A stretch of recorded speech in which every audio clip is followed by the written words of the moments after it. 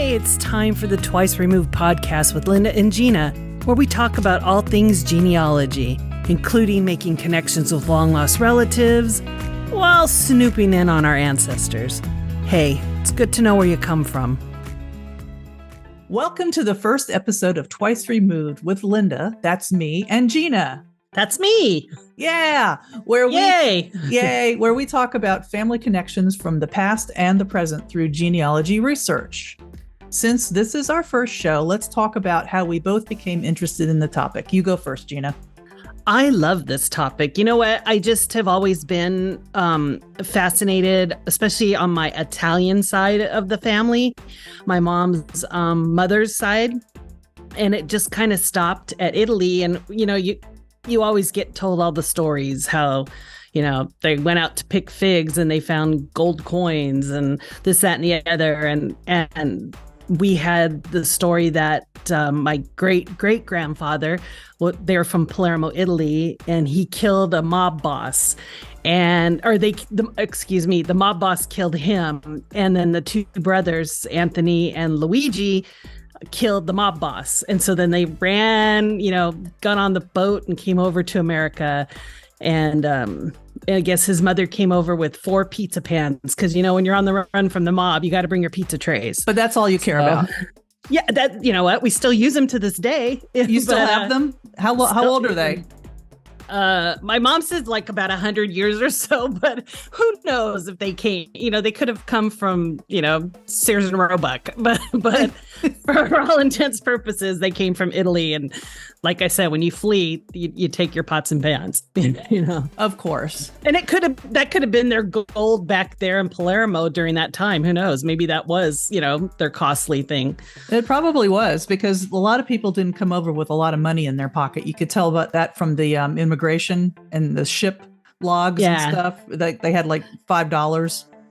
And I always see people that flee like on my Jewish side, and then there's pictures of them in fur coats, and it's like, well, you got a fur to flee with, but they probably made those. They probably made them because my great grandmother, they raised rabbits, and they would skin the rabbits. Of course, they kill them first, and bunnies, and and I have a picture of my mom and her cousin both wearing coats with the rabbit fur collars that my great-grandmother made for them. So it's possible that whatever skins that were in those fur coats were caught by like the husband or the father or the grandfather or somebody. Now, is that how you became interested in genealogy? Or because of bunnies? Yes. Yeah. Watching Looney Tunes early one Saturday morning, and it was like, hey.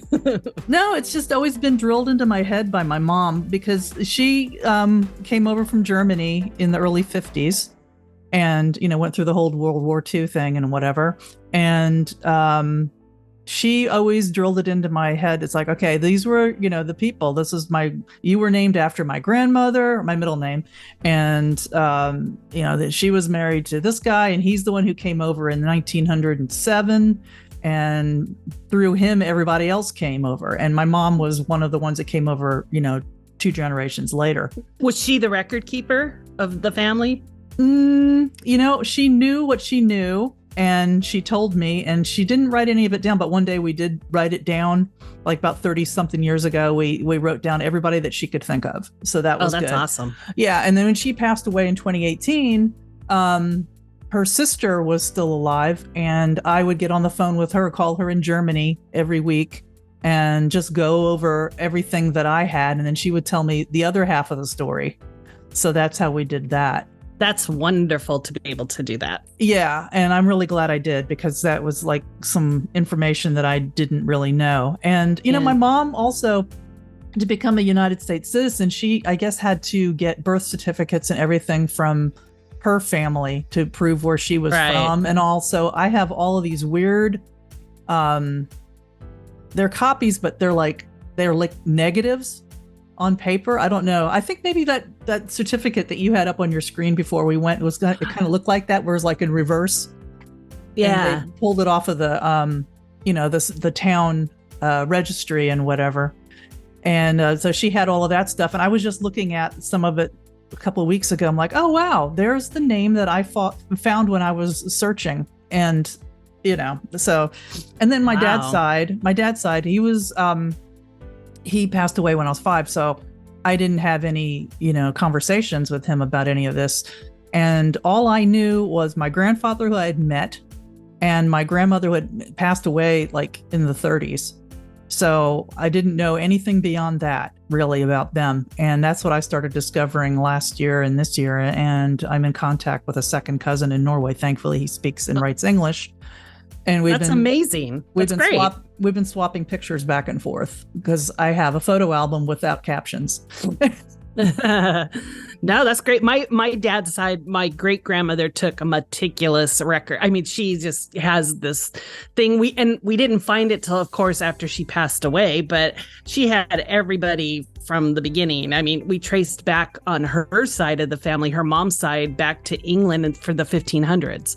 So, but she just had everything just nailed down. So that's easily traceable there. And it's, we did get to sit with her when she was 96 years old and brought out the cassette tape back then. Oh, that's wonderful. And let her talk and ramble for 3 hours. And it was just priceless. It's priceless. So that's like my biggest thing with people. Do you have older relatives? Get your phone, tape them, talk to them, start them off. You only need to say like one little sentence, like, where did you come from? And a plethora of knowledge will just pour out. It's true, because people love talking about themselves. Well, not all people, but they're telling old older stories. Ones do. Well, yeah, they're talking about when happier times when everybody was around, their family was still around them, and they were little, and who knows. So yeah, family history is important. It's important. Got to pass it down. Yeah, and it's so funny because my mother was one of 8 kids, and of all of the kids and all of the grandchildren, I'm the one who's the designated historian, designated by myself. None of my cousins know anything. Same here. And they just I don't get it. Well, Gina knows. So it's like, well, yeah. Don't you want to know? They want to know. They just don't want to do the work. Yeah. And the work is the fun part if they knew that. Right. That's like both of us have that in common. The research is, the fun's half the fun's getting there. Yeah, exactly. And everybody has their own puzzle. It's like, even if you're an identical twin, your history will be different than your identical twins because they're your sister or sibling, Right. And it's like a different outlook for them. So. Well, okay. So here's my question to you then. Mm-hmm. How did you come up with the name of this podcast for people that don't know? Because I always thought my first cousin was my first cousin and my second cousin was my second cousin. And then you're saying, no, they're once removed and, twice. How many removes can you be? It only goes as far. Well, it goes far. It goes far because I've looked up on some things and I've got like a second cousin 6 times removed. Oh, but to keep it simple, because you'll figure it out. If you do enough genealogy research, you'll figure it out after a while when you start seeing how they're attached in the trees, because it'll tell you how they're related to you, and then you'll see the relationship between them and the person before them and after them. It'll show. But twice removed, an example of twice removed is if you and I were first cousins, right? My child would be your first cousin once removed. My grandchild would be your first cousin twice removed. Okay. But if we both had children, their relationship to each other would be second cousins. So they're not removed? No, but we would be first cousins and then they would be second cousins to each other. Got it. Yeah, but it's the step between my relationship to your children and not to the relationship between the children. Right. Yeah, it is goofy, but do you understand that, people? Do you understand that? Tune in tomorrow when we rename this podcast. No, it makes sense when you get to it.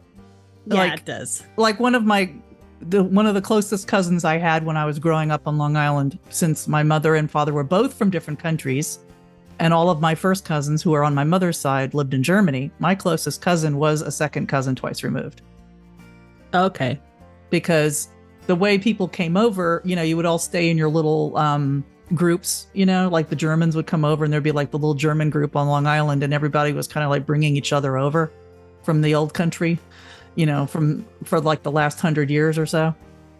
And they would just all hang out together, and they might not be that closely related DNA wise, but they are close as far as hanging out together. Like my mom's maid of honor or whatever was her second cousin, because everybody else was in Germany. Exactly. For the most part. Yeah. That's like my mom. My mom is one of 5 girls, and they all had, a slew of children. And the third cousins, the fourth cousins, the fifth cousins, if we're removed or not, but we all hang out. I mean, we just generally enjoy each other.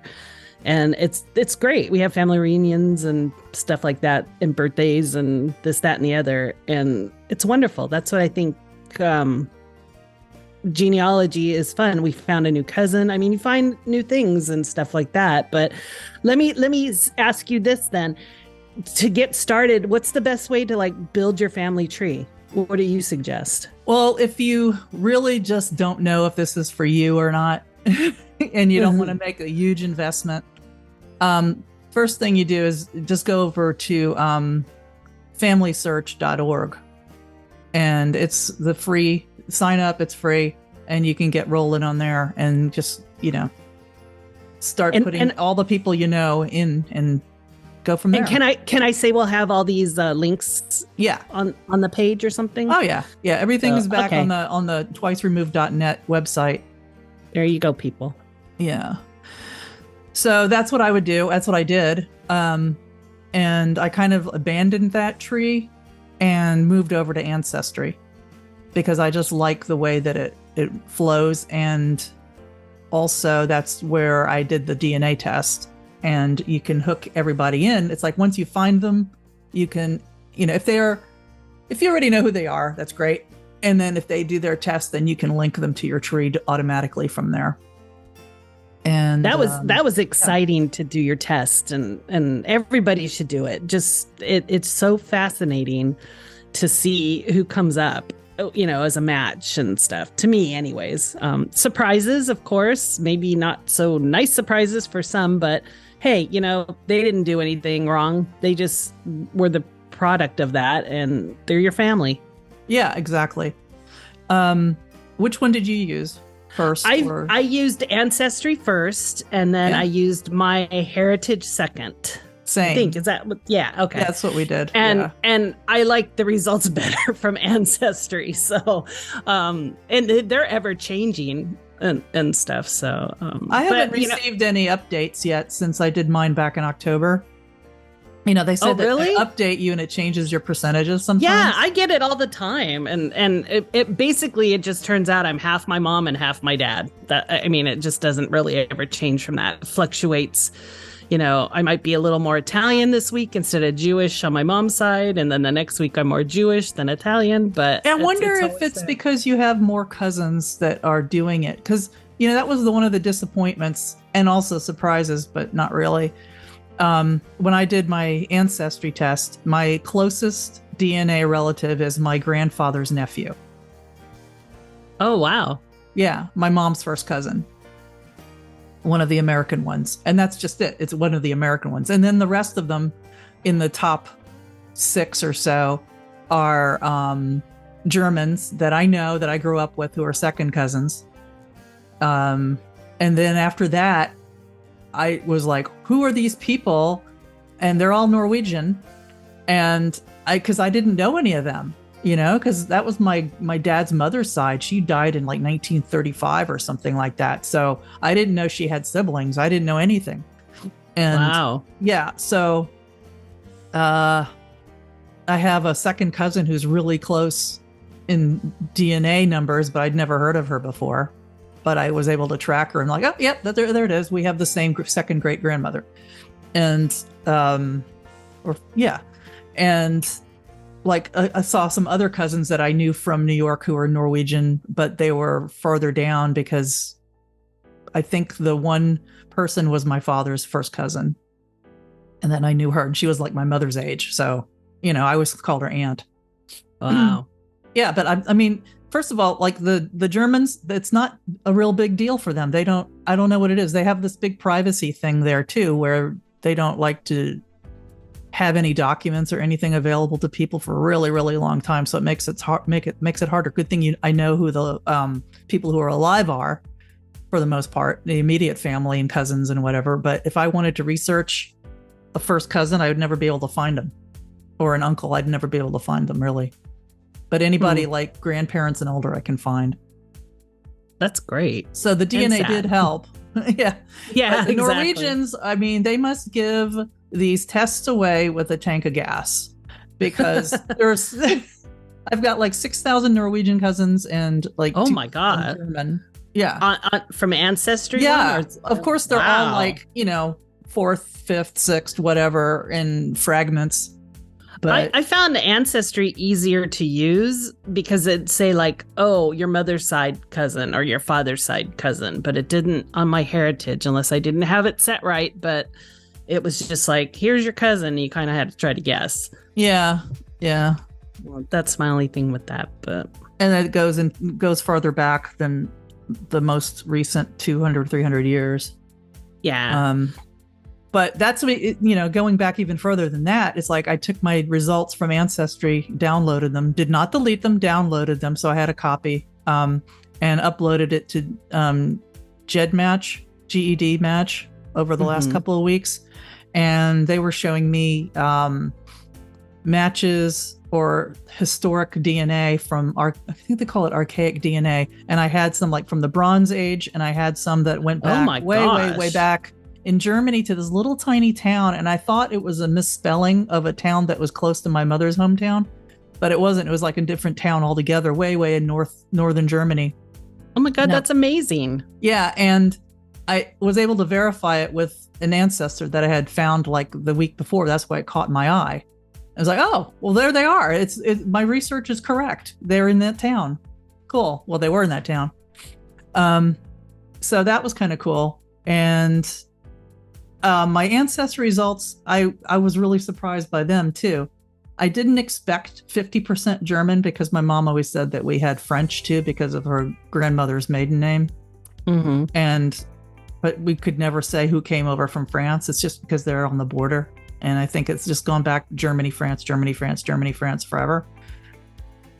In fact, her hometown was once France in the 1800s. So I was surprised that it was only 41%. But my dad, I keep saying Norwegian, but he was actually, his father was Swedish, and I only had 2% Swedish. And is that the House of Johann? No, that was the German side. Oh my God, that's a whole. Okay. Yeah. That's the House of Johann. Every freaking person. No, but really, that's a whole other show. Yeah. But so I was surprised that I was like 48% Norwegian, 2% Swedish, 41% German, and then like little, northeastern Europe and Baltics and all this other stuff, like little pieces that really don't add up too much until I went to my Heritage, and then it blew it all up, and I didn't even have any German because it goes farther back, and I'm like Italian and Greek, and I can add up all of the different types of Asia, and I'm like 9% Asian now. And yeah, see, I got that too on my Heritage, but they took out my Italian. It's like, no, I don't think so. Hey, don't touch the Italian, huh? Yeah. I'm Italian here. I got the pizza pants. That's it. I got pizza pants to prove it. I got the blood stain from the mob boss. Don't tell me. You haven't tried. You haven't tried 23andMe, right? That's next. The one. We're gonna have to try that one and see what they have to say. There's also another one that I wanted to do that is just the mtDNA, which is only passed down from mothers. Fathers can't pass it down. Only maternal can pass it down, and you can pass it down to both male and female children, but only the daughters can pass it down. Huh. So you can find your lineage. What's this called? It's mtDNA. I don't want to mispronounce the actual real name, micronodal, whatever. But Okay. it's just hop online to microconal, blah blah blah. It's like that. Yeah, mtDNA is good enough. That people, mtDNA test, and it's basically just researching your female line. And what I've done recently is I've tried to figure that out just on my regular family tree to track it back. You go to your mom, and then your mom's mom, and then your grandmother's mother, and so forth, all the way back as far as you can go. And I got to the mid 1700s that way, and that's my maternal line so far. And and if you do this, there's a chance that we're related that way.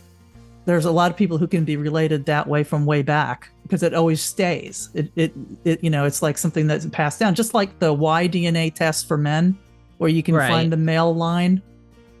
And it's funny for men too. They can always like tell who they are by their last names. Women can't because it changes every time you remarry or whatever.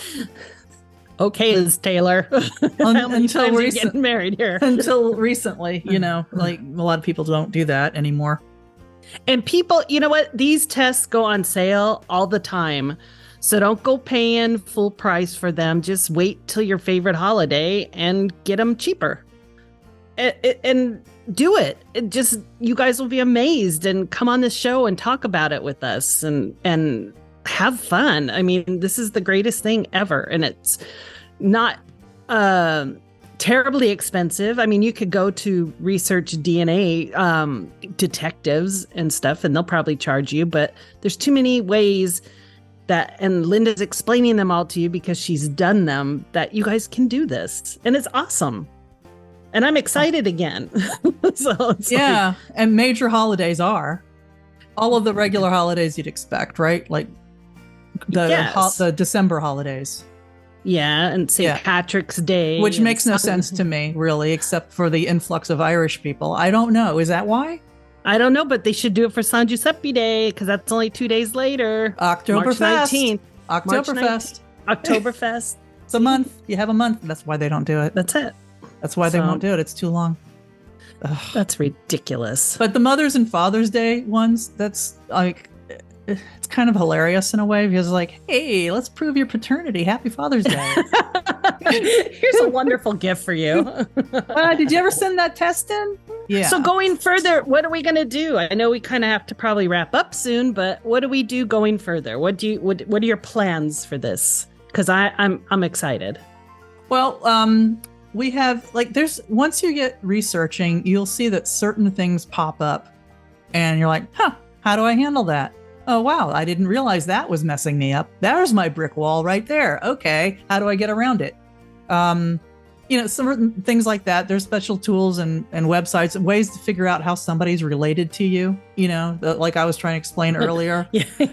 Yeah. Maybe we're 45 removed. That's it. Well, we're all related somehow, supposedly, unless we're from different planets, each of us. But then who knows, really? But so there's like special guests that we hope to have on, and just, regular people who do research like we do, and experts. Yeah. Well, who wants anything else? And we have fun with it. So we're not some stodgy people here that are so serious. I am. Well, what goes to say, but but no, I mean, and everything that we've talked about today or didn't talk about today is probably on our website at twiceremoved.net. So .net. Yep. Get your, get the net. travel buns over there. Get the net. And the hook. And if you have any questions, do we have a question thing up there on the net that they can ask a question? Yes. See? There you go. Ask a question.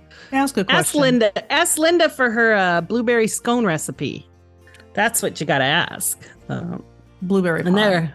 Blueberry. Oh, see? That's a whole nother show right there. It is. And that's another thing, too. It's like, that's a cool thing to collect. If you have any, like, recipes or whatever passed down. Yeah, the DNA cookbook. There we go.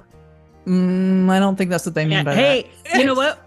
We make like we said, we make those pizzas on the tray, at least once or twice a month. So, yeah. They were probably handmade.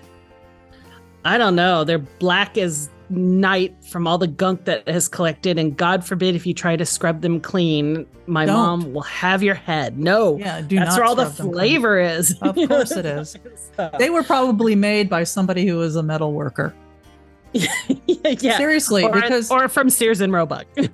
No, really, because my great uncle, who he was a metal worker, and he made like not pizza trays because we're German, so they were like for tarts, like a different food, similar tray, different food. Tart trays. Yeah, they were all. He had like a set he made for my mother, I guess, for her wedding, I guess. Just like handmade and like different sizes. Yeah, I'll have to check the bottoms and see if they're stamped or anything. But I'll take pictures. You can put them up at the website and see our stinky pizza pans. And say, we won't be eating at her house anytime soon. But it's San Giuseppe's Day. And there's no sale. Oh, no sale for you. No sale for you.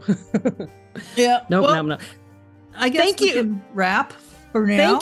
Thank you for letting me be a part of this. I absolutely love it and enjoy it. And I hope everyone gets something out of it besides a kick. And it's a joy. Hey, I get a kick out of you. Hey. I'm sitting here, but thank you. And I can hardly wait for the next one. And hopefully you'll have me back. Well, I was just going to tell you, let's get off the line here and then come back on and do the next episode.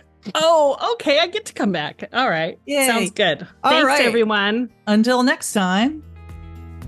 Arrivederci. Okay. Bye-bye. Bye. The Twice Removed podcast is produced by Linda Anderson and Gina Glass. All opinions expressed are of our own and of our guests. For more information and upcoming guests, please visit our website, twiceremoved.net.